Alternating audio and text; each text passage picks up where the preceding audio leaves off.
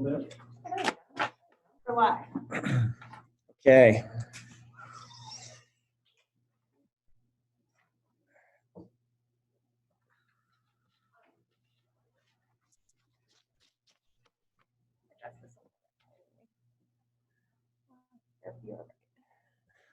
Next time I'll bring better. Great. Good afternoon, everybody. We're going to get started here in a sec. We're good? All right. Excellent. Good afternoon, everyone. We are here in the Department of Public Works building on Pine Street, and we're going to be a little bit challenged, I think, with the cameras, but we'll try to keep these moving. I'll say for people who can't see, to my right is Chief Jennifer Morrison, Chief of the Burlington Police Department, and we'll be hearing from her, as well as Luke McGowan, who is our Community and Economic Development Office Director and is also heading up what we're calling the Resource and Recovery Center. We'll hear from Luke today, and then Chief Steve Locke, who is our fire chief, as well as our emergency services director. We're meeting down here. This is the first time we've done a press conference like this down here. I think our thought is we're gonna do this regularly. We're gonna try to do it daily while there's this enormous flow of information coming out during this challenging time. And I do want to start by just acknowledging how tough it is right now for all of us as we wake up. We read news of more deaths across the country, additional deaths here in Vermont, and additional deaths in Burlington. We have now had 6 deaths as a result of this pandemic in Burlington in just over a week. I do want to we have had children that have been at home and out of school now for today. All kids, the schools have all been closed for a week. We now are under a stay home, stay safe order from the governor. None of us have ever experienced anything like this. These are challenging and unsettling times. My hope is that we can show the people of Burlington that we are working very hard to respond to these unprecedented times, and that every day we develop more capacities to respond to this crisis, and that we are, I think, as a community, getting our bearings, and that every day going forward, you are going to see new initiatives that lead us back towards where we want to be as a community, back towards what we're used to in this wonderful place that is Burlington, Vermont. It's not going to happen overnight. I think the president was wrong to say things are going to be back to normal by Easter. That is not how I see it at all. I think we have to be preparing for a marathon. City government is preparing for a marathon, and we're going to tell you how we see it over the course of this hour. Let's start by talking about the governor's stay-at-home order, the stay home, stay safe order. And we're going to try to bring up some of the text of this order now. And there we go. We're actually trying to pull this off with me down here in the Pine Street location of the Department of Public Works. Olivia, I think, is running the projector back from her home. We're all figuring out how this work from home life is going to work out. Thank you, Olivia, for all you've done to make this happen. So here's one of the key paragraphs from the Stay Home, Stay Safe order. It's a lengthy order, and I would recommend that people who are interested go and check it out for themselves. This is the key element: to preserve the public health and safety, to ensure the healthcare delivery system is capable of serving all, and to help protect those at the highest risk and vulnerability. Vermonters are directed to stay at home or in their place of residence, leaving only for essential reasons such as personal safety, groceries or medicine, curbside pickup of goods, meals or beverages, medical care, exercise. That's a key one. And let's speak to this a little bit here because there have been questions about that. care of others, and work as set forth below. We'll talk more about the work, because the only people who are now able to leave as of 5 p.m. tonight that can leave their homes to go to work are people who are going to conduct essential work, work that essentially is helping with the effort of keeping everyone alive and safe during this emergency. Inevitably, if a new order like this comes out, there are going to be questions. We're going to try to answer some of those questions on this call. Exercise, here's how I understand the exercise point, and the governor spoke to this at his press conference too. He wants, we want people going outside to go on walks, to go on jog, to be with your family. Going outside is encouraged. It is important. If you are going out for that kind of exercise, that kind of walk, that you keep your distance from other households. People should do everything they can to maintain 6 feet between them and anyone from another household. That is the way you stay in compliance with this order. More importantly, that is the way you ensure that your family is not exposed to the virus from another household. Before we leave the stay home, stay safe order, I know our Chief Morrison has given some thought to this. We anticipated this coming down. We had, in fact, and I want to say this really clearly, I fully support the governor in taking this step. I think it's a critical step, and I was in touch with him in the days leading up to this to make it clear to him that I fully supported this step. I don't think we can get where we need to be. I don't think we can get through this crisis without an order like this, and I welcome that he has taken it. Chief Morrison and Jordan, I'm not sure how we're going to do this. Can we have Chief Morrison share some thoughts on this order? 1 minute.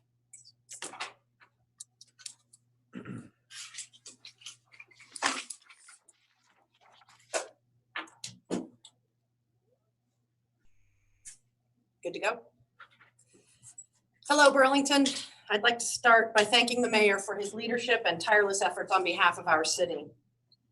Americans, and particularly New Englanders, are fiercely independent people who value liberties over most things. But what we have always valued more is the common good, community, and service above self. We need to leverage our collective goodness, stubbornness, and energy right now in this moment to save our neighbors and to protect our community. We can save lives by working together. For 155 years, the men and women of the Burlington Police Department have selflessly protected the Queen City. Every time there's a problem or a need, BPD responds.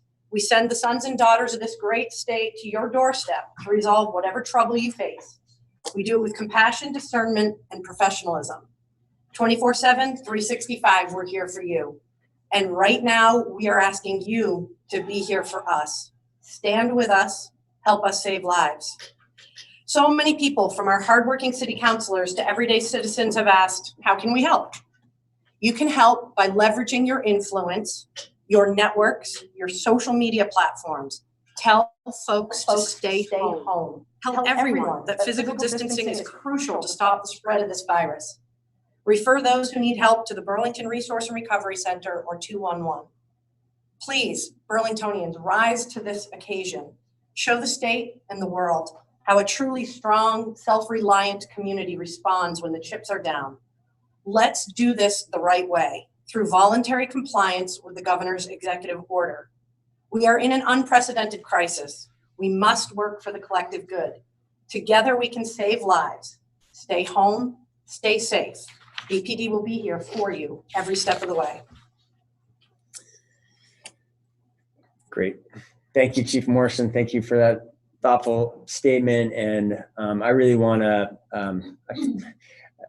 just say to you, I'm so appreciative, grateful that you have come out of retirement to serve the city at this time. It is hard to imagine how we would have gotten through this unexpected and unprecedented event without you serving this role. Thank you. Thank you. So now let's talk just a little bit more about the governor's order. The key and one of the big changes that is in place as of 5 o'clock tonight is that you are ordered not to go to work. Businesses are ordered closed if they are not performing essential work.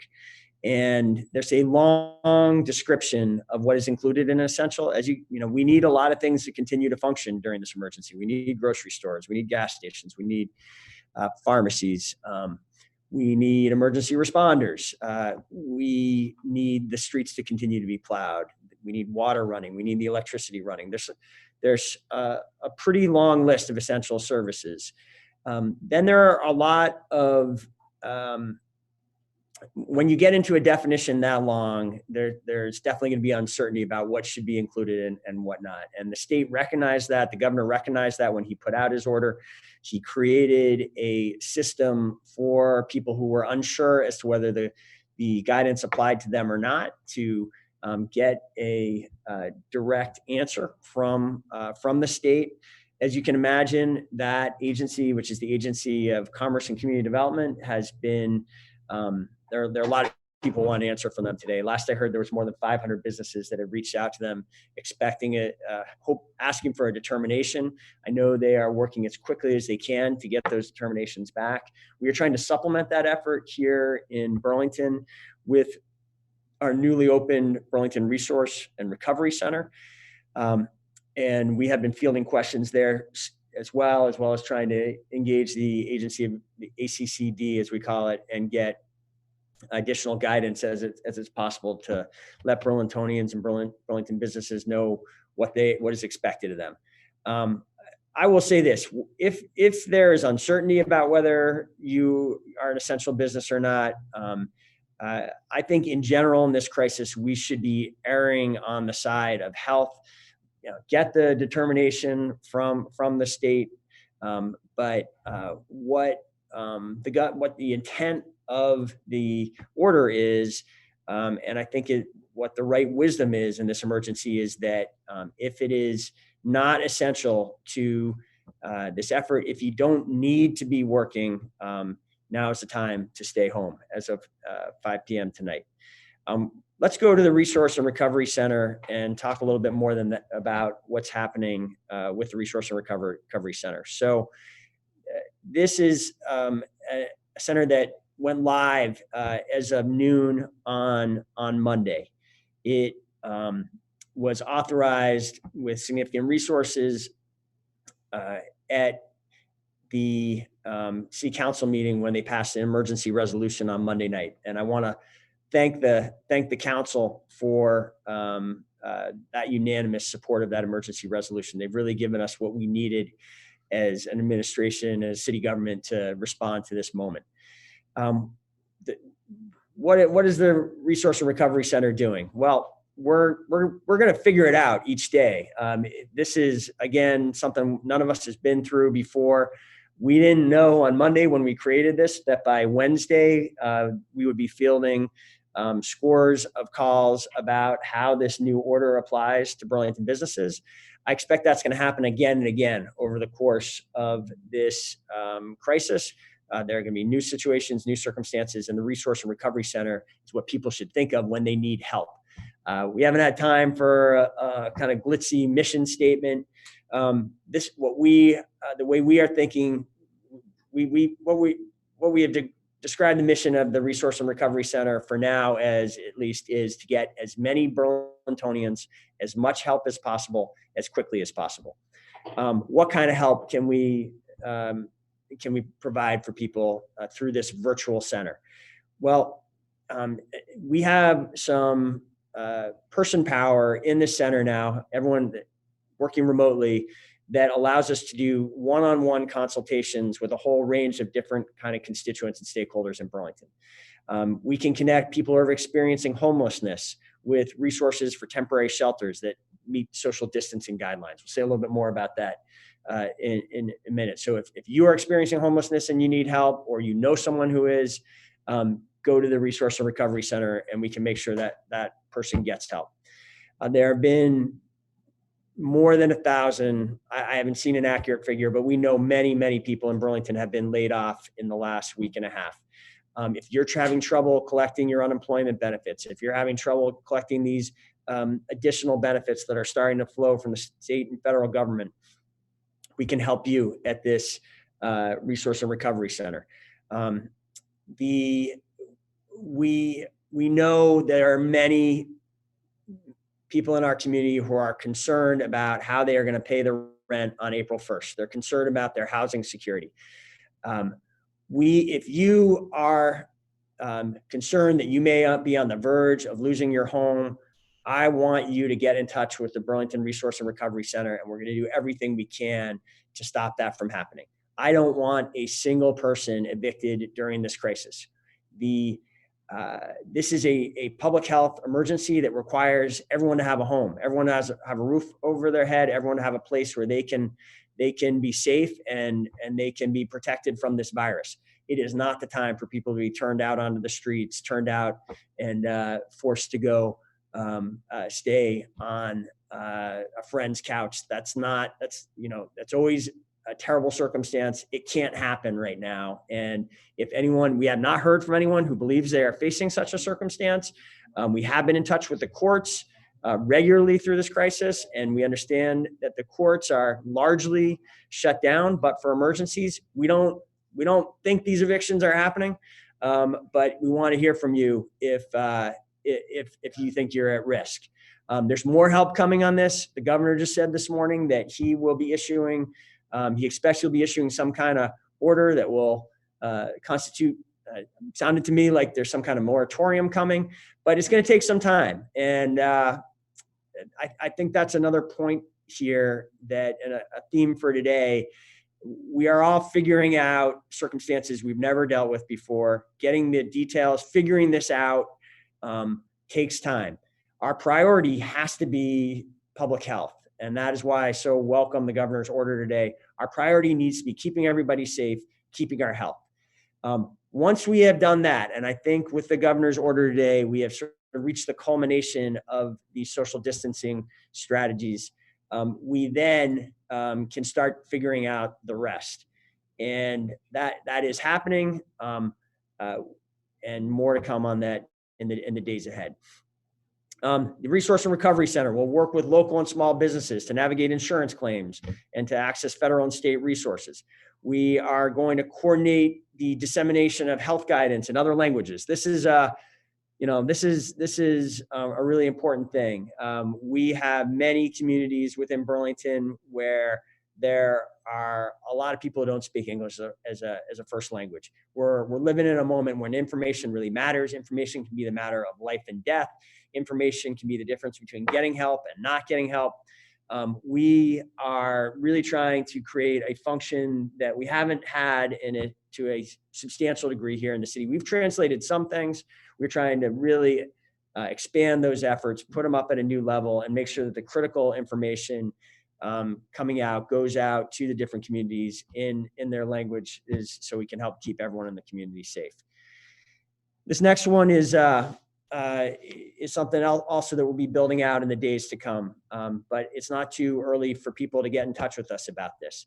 We see the Resource and Recovery Center as being the place that people go to if they want to volunteer, and the place that people go to if they have a need that they think maybe volunteers might be able to help with. If you're having trouble getting something delivered or dropped off at your home, we heard on a call I had this morning at coffee that there are individuals in the community who are skilled at repurposing old computers and cleaning them up both digitally and in terms of disinfectant, and making those available to people who lack computers in this time when we all need to be doing things like we're doing now, getting online and seeing important information. The Resource and Recovery Center is going to take us some time to build this out, but we're going to have volunteer coordination happening here.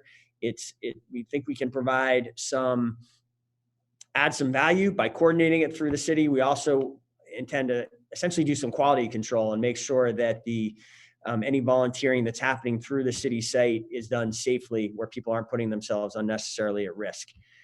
And we're going to do more, again, more than we have even anticipated, I'm sure. Already this week, we've seen new needs arise and new opportunities arise, and more to come.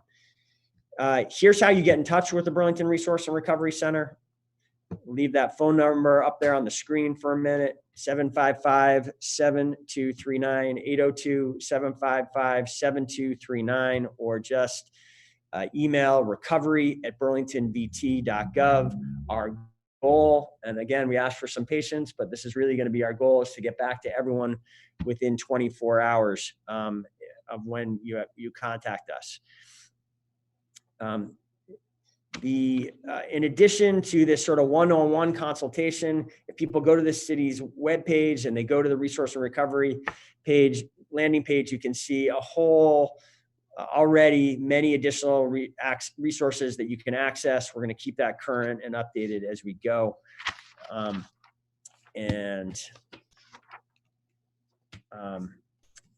So that's what I had to say about the Resource and Recovery Center.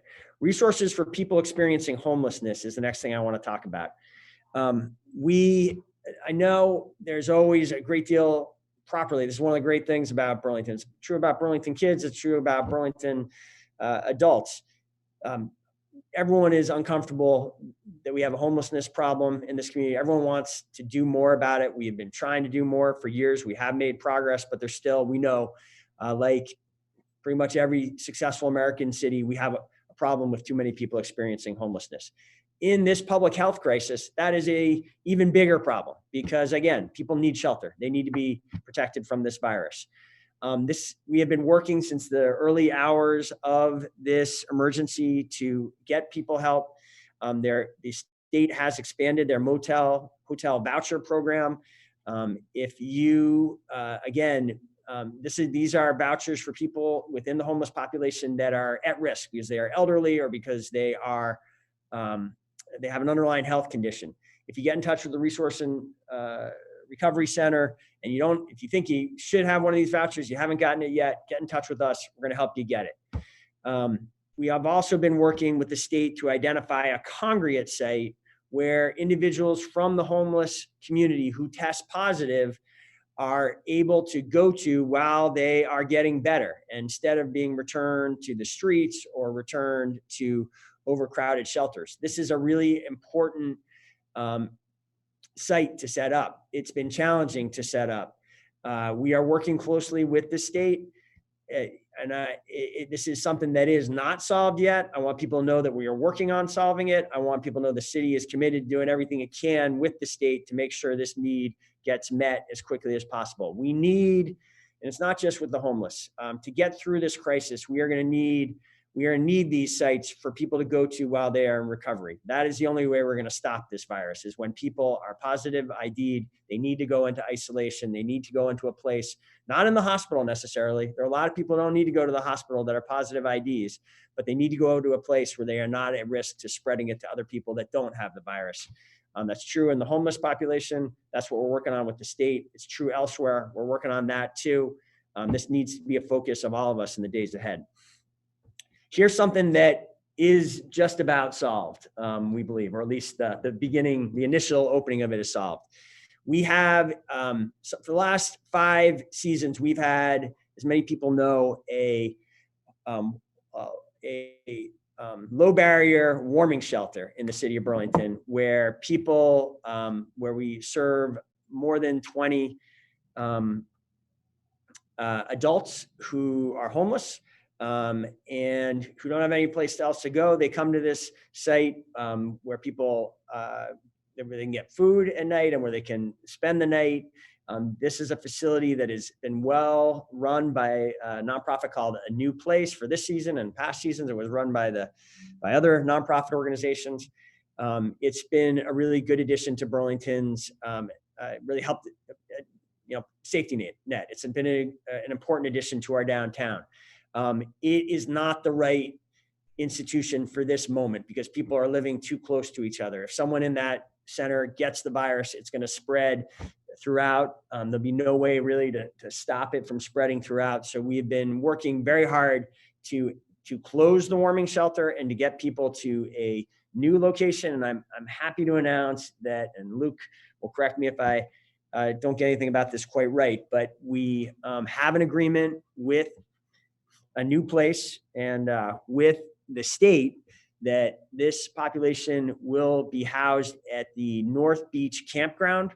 I believe as we speak, campers are starting to arrive, or starting to arrive. We're going to have something like 22 or 24 campers in the North Beach campground very soon, where people will have individual campers to ride out this emergency in. And we are setting up systems so a new place is going to continue to operate this facility. They're going to make sure people get fed and have other needs addressed. The city is excited to be a partner with the State Department of Children and Families in getting this important facility set up. And we are expecting people to move in as soon as tomorrow, is my understanding. So more to come on that. But thank you for everyone who's worked to get that set up quickly. Next thing, a little more information about unemployment insurance. The way to collect the unemployment benefits that you are eligible for if you've been laid off is to go to labor.vermont.gov. If you have any trouble with that, we just want to again remind you, call us instead of calling the Department of Labor. They are overwhelmed. They've had a huge volume of calls. We have some additional resources here in Burlington to help people access those benefits. The next slide, I guess we went over this quickly. That was about business determinations. That's the language from the order. You can go online and check that out for yourself. And we spoke already about how the RRC may be able to help you with that. We also, the next slide is about housing. I spoke already to our commitment to make sure that no one in this emergency loses housing for non-payment.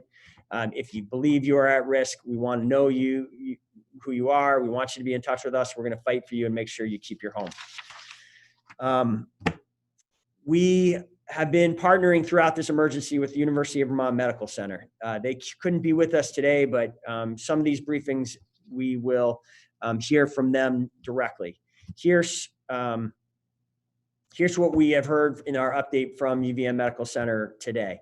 This is, I would say, I think this is positive news. It's definitely not the end of the story, but it is good that we are a couple weeks almost into this emergency. On Friday, it'll be 2 weeks since the governor declared an emergency. And at this point, in the biggest hospital in the state, the UVM Medical Center, there are only 6 people inpatient positive for COVID-19.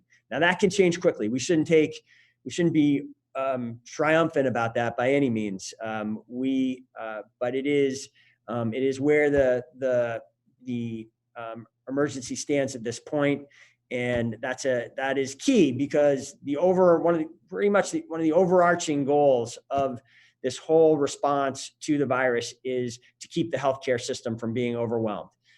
6 people is obviously nowhere near being overwhelmed. So that's good news. There are 10 people that are under investigation for COVID-19 in the hospital.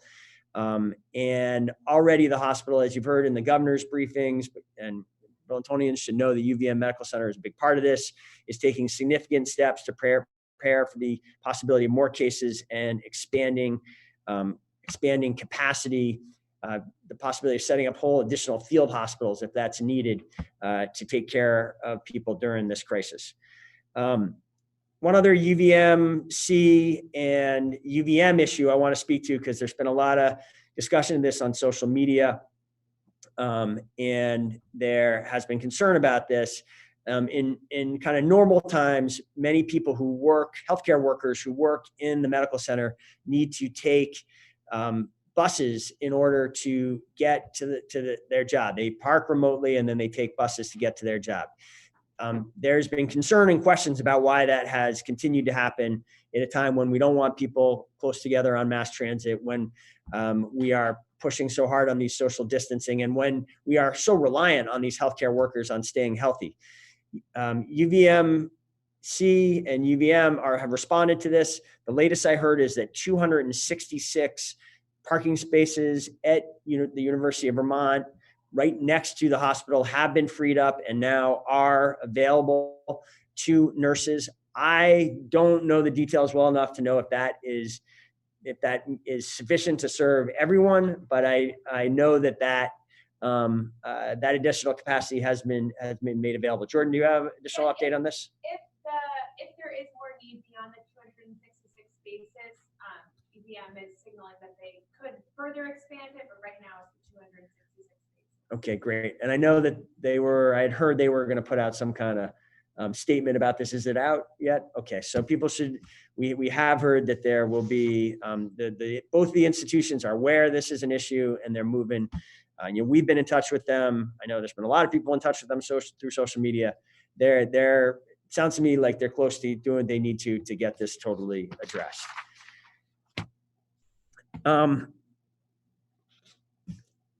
I'm gonna close with some essentially personal thoughts on where we are in this crisis, and then we'll open it up for questions here. I see today's order by Governor Scott, and I thank the governor for everything that he and his team are doing.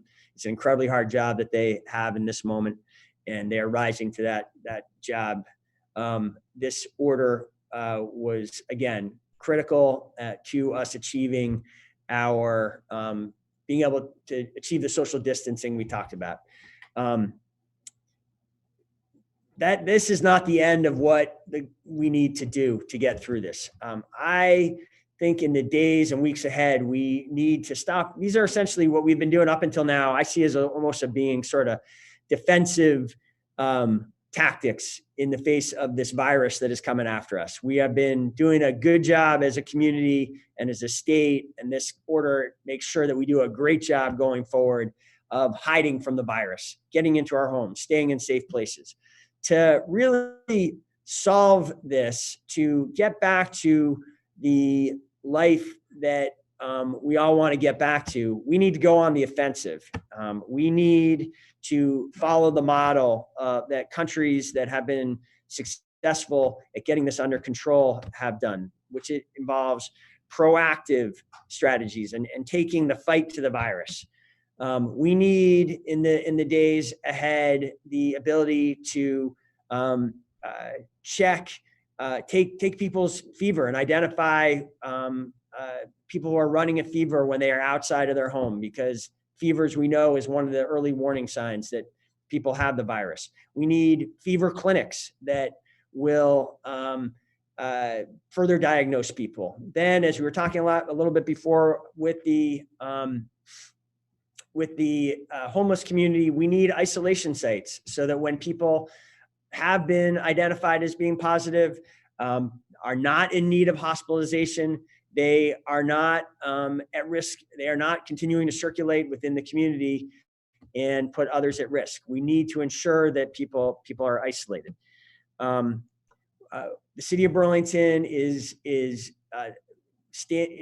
looking to do what we can do as a city to contribute to all of those strategies. And in the days ahead, you'll be hearing more from me as we are able to create these new functions. The city of Burlington has never had a public health function, but we find ourselves in an emergency where public health is the highest order of public safety. So we're doing things like asking ourselves, can the police play a public health role here by helping figure out some of this contact tracing, which is a key strategy. We are asking ourselves questions about how we expand the public health capacities here in the community, and we're moving as quickly as we can on that. And there'll be more to come in the days ahead. My own personal sense of where we are as a country is, I'm very concerned about where we are, and I don't think anyone should sugarcoat that. One of the kind of sources of information that I've relied on throughout this emergency has been the New York Times podcast, The Daily, and I recommend it to anyone. And they had on a science and health writer yesterday. I think his name is Donald Jay McNeil, and he has been right about this epidemic from the start. And he was on yesterday voicing concern that this virus is really spreading out of control in much of the country. I think we have a chance to be different here in Vermont. I think we are the kind of community that can come together at a moment like this and do things we've never done, work together in ways that we've never worked before, get all levels of government working together in ways that we've never done before, get our institutions working together in an unprecedented way, get the people of Burlington working with the people of Chittenden County, working with all the people of Vermont to overcome this. That's what this calls for. I do have a sense, and I just have to say this, I think the country, I'm not saying here locally by any means, but I think that this, we underestimated this virus in a lot of ways. And I still get concerned that too many people think this is something that only affects older adults, or that that is moderate or a mild, if you get it, as if we're talking about the common cold here. We are not talking about the common cold. It is true that it seems the majority of people who get this, a lot of people don't even know they have symptoms, and many people do not have severe reactions to this. But when people cite that stat saying that 80% of the people in China who got this virus had only mild symptoms, mild, the way that study was set up, included everything up until pneumonia. You want to do everything you can not to get this. I tweeted out a New York Times column this morning that was written by a woman in a family whose husband has this, 54-year-old husband.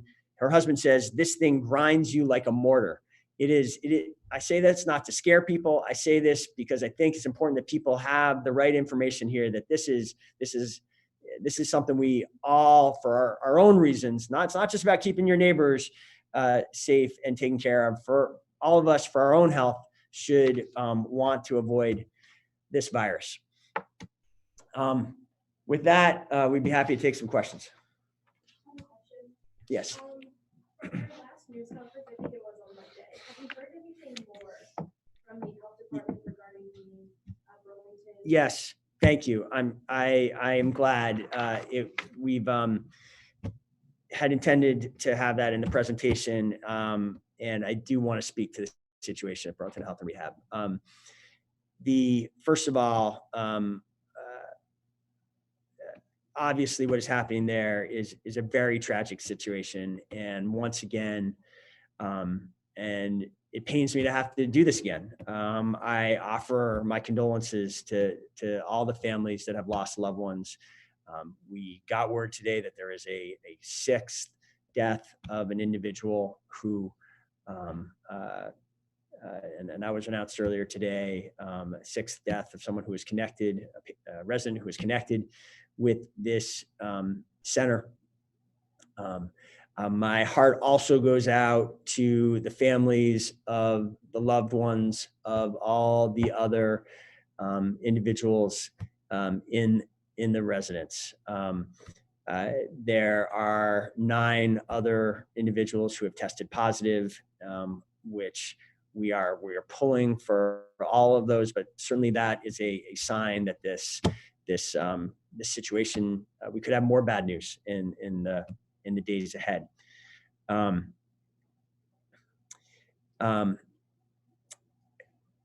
want the public to know, and that I had a phone call this morning with 2 doctors who are responsible for care in that facility, as well as the executive director. I also, just before the press conference, had a call from Commissioner Levine.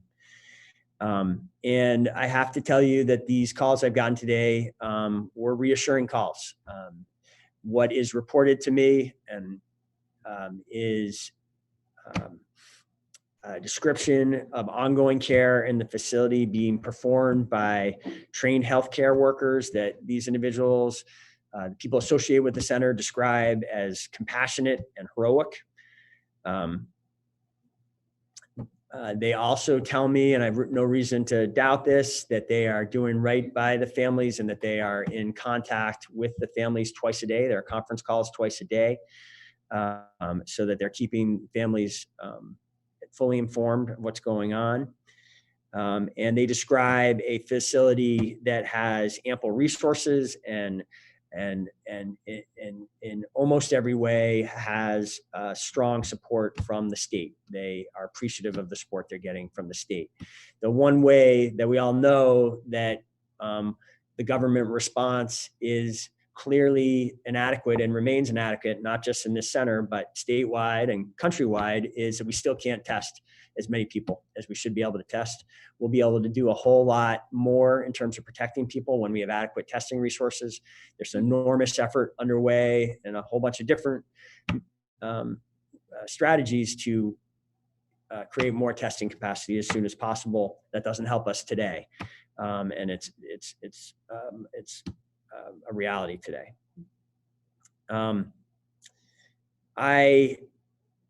The leaders, the doctors, and the director told me something else that I hadn't heard that I think it's important for the public here and to really think about, which is that as they try to manage this crisis, as they try to manage this terribly tragic situation, the staff there is being subjected to what they report as harassment from members of the public. They don't believe this is coming from families.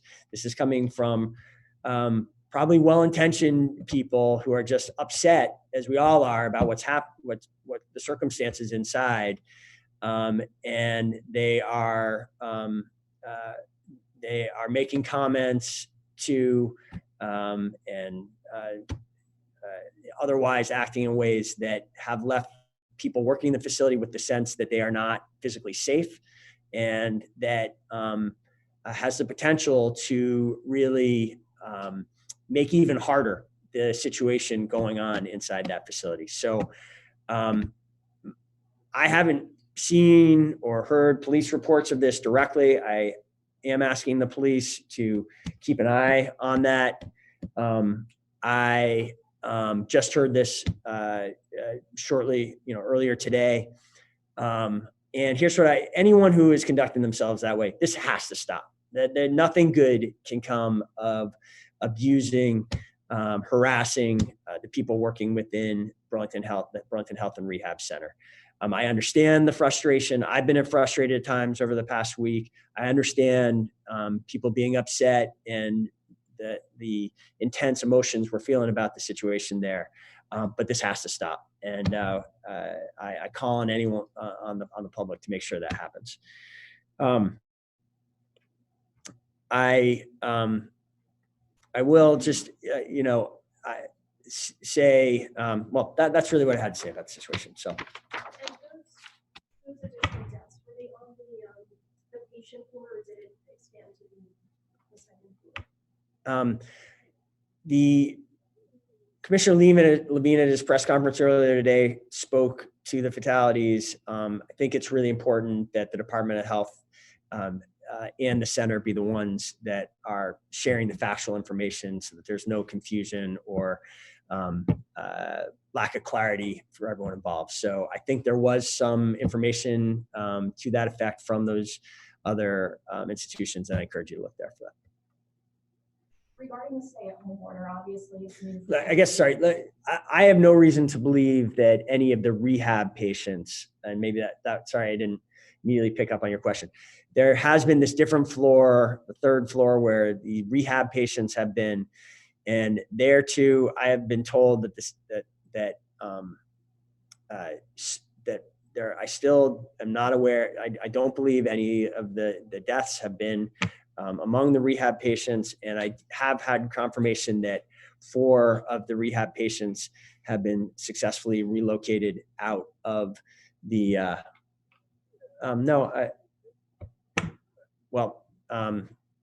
Jordan is suggesting to me maybe that's not. This is what I was been told directly by the doctors, that 4 of them were out, and then it stopped, and the others that there are not. Everyone is being removed. So I believe that is that is the situation, that 4 the patients are out, and I think there'll be more information about that effort in the hours ahead. Regarding the stay-at-home order, Yeah. obviously it's new for everyone. Chief Morrison mentioned voluntary compliance is going to be necessary, but how about people who still aren't taking this seriously, keeping to the guidelines as city officials? How do you plan to really enforce it? Well, we hope that we don't have to. I mean, that's the whole part of my plea to the citizenry, which is do the right thing, voluntary compliance. There is state law on our side that allows us to take legal action for people who choose to defy the order.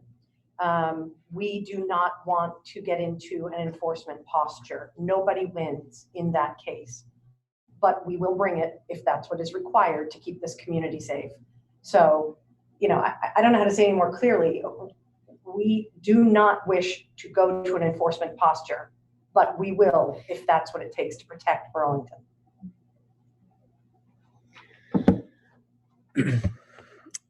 Are we taking questions online as well? I only have one question from Courtney at 7 Days about, and it was the same question that you asked, Suri. So, actually, let me just.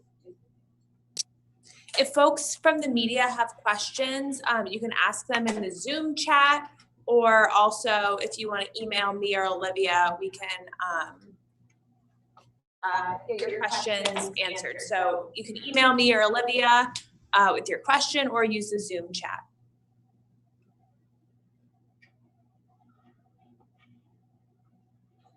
Do you anticipate any more closures or any more big changes in the next 20 days?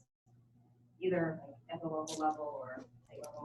And Mayor, can you repeat the question because people can't Sure. hear?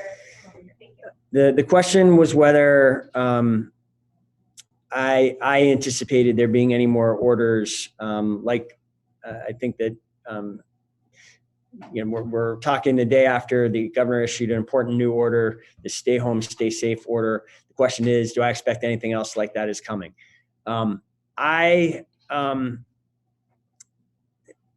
I'm hopeful that I think this is a very strong order, and I think it's an order that needed to be issued now. And the governor made it clear that it was possible that there could be more to come. I am not aware or anticipating. I'm not aware of any. There's certainly no additional Burlington orders that would further restrict Burlingtonians beyond this. I think this is a very strong order. What I do hope there will be news on in the days ahead are some of these other initiatives, like I signaled before. I think when we get together in the future, we're going to be talking more about these strategies where we're, instead of being in this defensive position and trying to stay away from the virus, I think we need to be going out and hunting for the virus. We need to be going out and finding positive cases and taking strategies once we find positives to contain those positive, to make sure that virus doesn't spread from that individual to others. That's where I think you'll be seeing more efforts coming from all levels of government in the days ahead. And I look forward to being able to share with you Burlington's role in any of those strategies.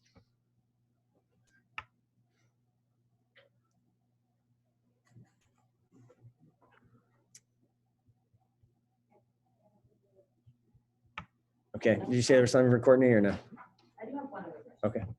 Oh, do you know? Oh, okay. Do you know how many people are currently unemployed in Burlington? Luke, do you have a figure for that? I've not heard a specific figure. Yeah, we don't have an exact figure. We did hear sort of 1,000 layoffs over the last couple of weeks.